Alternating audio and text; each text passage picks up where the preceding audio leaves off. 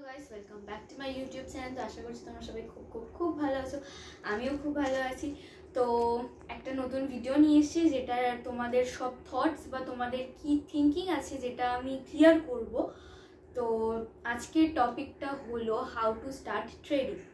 তো এই টপিকটার বিষয়ে সবার মনে অনেকেরই অনেক প্রশ্ন থাকে যে এটাকে কী করে করব, এটাকে কেমনভাবে আমরা স্টার্ট করব, বা এটাকে কি আমরা অ্যাজ এ সাইড বিজনেস আমরা কি এটাকে করতে পারবো কি করতে পারবো না। তো সেটাই তোমাদেরকে আমি বলবো। আমার লাইফে আমি যত বছর ধরেই এটা করছি, তো ফার্স্টের দিকে আমি একটা ইনস্টিটিউটে ভর্তি অবধি হয়েছিলাম। সেখানে বিশাল অনেক অ্যামাউন্ট অফ টাকা আমার ওয়েস্ট হয়ে গেছে, কিছুই শিখতে পারিনি। তারপরে বাড়িতে এসে বাবা মার কাছে যথাযথ তুমি যদি ইনকাম না করো, অবভিয়াসলি তোমার বাড়ির লোকরা বলবে যে তুমি এতগুলো টাকা ওয়েস্ট করলে, এই সেই হ্যান ত্যান। তো অনেক কিছু শুনতে হয়েছে আমাকে। তো দিনের পর দিন কথা শুনতে শুনতে নিজেকে শক্ত করতে করতে যে না, আমাকে করতেই হবে, আমি এতগুলো টাকা ওয়েস্ট করেছি, তাহলে আমাকেও এখন ওই টাকাগুলোকে তুলতে হবে। তো হাজার জায়গা ঘেটে দিনের পর দিন রাতের পর রাত জেগে আমি ট্রাই করেছি যে একটাকে ঠিক করে শিখতে হবে জিনিসটাকে, আমি আর ঠকবো না। তো এরকম অনেক ইনস্টিটিউটও আছে, তোমরা দেখবে এখন নতুন, এটার খুব ট্রেন্ডিং জিনিস। তো তাই এখানে অনেক বাচ্চা বলবো না, বিগিনার্সরা, তারপরে যারা এসবের ব্যাপারে ইন্টারেস্টেড তারা এই জিনিসগুলো শেখে। তো আমি তোমাদেরকে কিছু কিছু পয়েন্টস বলে দেবো যেগুলো খুবই দরকার বা ইম্পর্টেন্ট তোমাদের ট্রেডিং লাইফের জন্য, প্লাস এটা হেল্পফুল। তো ফার্স্টে যেই আমি পয়েন্টটা তোমাদেরকে বলতে চলেছি, এক সেকেন্ড,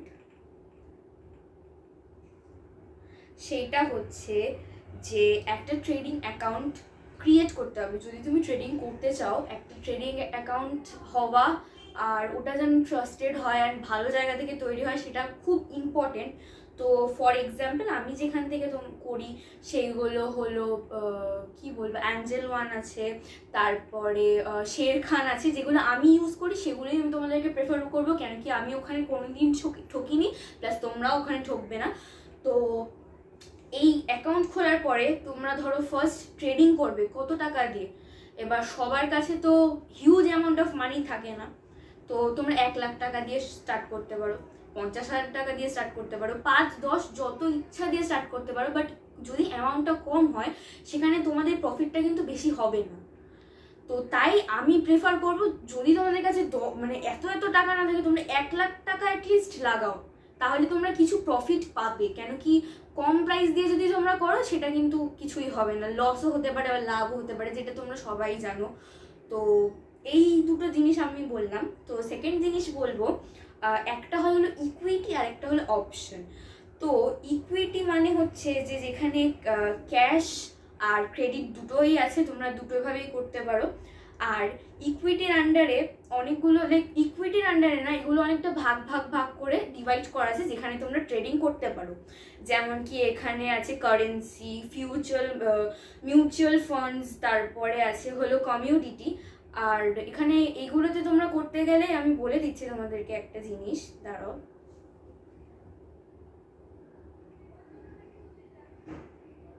যেমন এখানে আমি একটা চার্ট তোমাদেরকে দেখাচ্ছি এখন। এখানে দেখতেই পাচ্ছ যে নিফটি দেওয়া আছে, সেন্সেক্স দেওয়া আছে, আর এখানে আরো অনেকগুলো কোম্পানিজ রয়েছে যেগুলো এখানে সব প্রাইস আর এখানে চেঞ্জেস দেওয়া আছে। আর এখানে আশা করি তোমরা দেখতে পাচ্ছ ডে 1 ডে 5 ডে, তারপরে 1 মান্থ 3 মান্থ দেওয়া আছে। আর একটা ইম্পর্টেন্ট কথা যেটা আমি তোমাদেরকে বলবো, যে যখনই তোমরা টাকা ইনভেস্ট করবে, সেটাকে ইনস্টলমেন্টে ইনভেস্ট করো।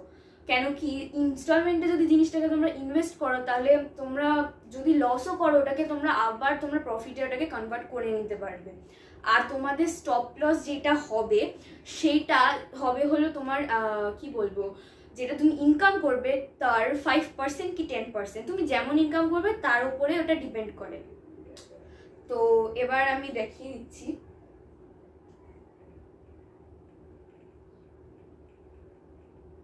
এই যেখানে দেখতে পাচ্ছ তোমরা একটা জিনিস, এটা একটা চার্ট, ঠিক আছে?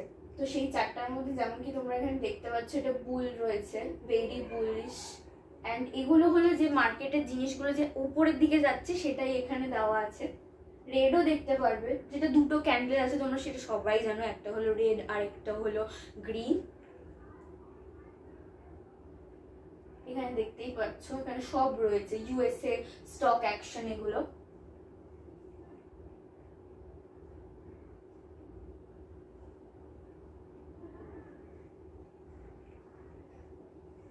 তো তোমরা এখানে দেখতে পাচ্ছ যে আমি একটা চার্ট খুলে রেখেছি এখানে।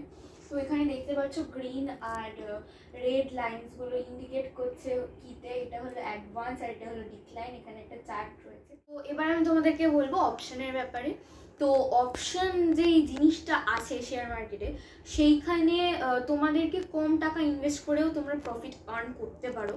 তো এখানে কম টাইমও লাগে, বাট এখানে একটা জিনিস আছে কি, এটার 7 দিনের এক্সপায়ারি থাকে। 7 দিন পরে তোমাদের অ্যাকাউন্টে, মানে ধরো তোমরা যেই পিসটাই কিনেছো সেটা কিন্তু জিরো হয়ে যাবে, এটা তোমাদেরকে মাথায় রেখে চলতে হবে।